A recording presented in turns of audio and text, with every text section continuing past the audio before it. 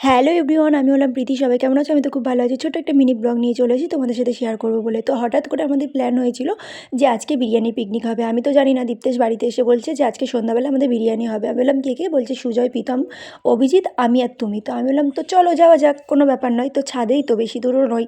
তো এখানে ছাদে আমরা সব কিছু রেডি করে নিয়ে চলে এসেছি। আর দেখতেই পাচ্ছ, এটা ছিল আমাদের ফার্স্ট টাইম বিরিয়ানি পিকনিক। আগে কোনো দিন আমরা বিরিয়ানি করিনি। তো সবাই মিলে চ্যালেঞ্জ নেওয়া হয়েছিল যে চলো পিকনিকটা করা যাক, বিরিয়ানি কেমন হয় না হয় সবটাই দেখাবো তোমাদের সাথে। তাই জন্য ভাবলাম যে ভিডিওটা শেয়ার করি।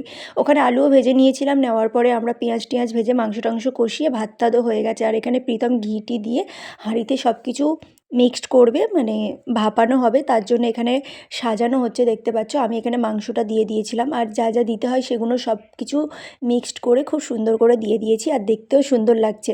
আর আমরা মনে হয় সত্যিই খুব সুন্দর করেছি, বিরিয়ানিটা দেখেই মনে হচ্ছে, কারণ প্রথমবার তো।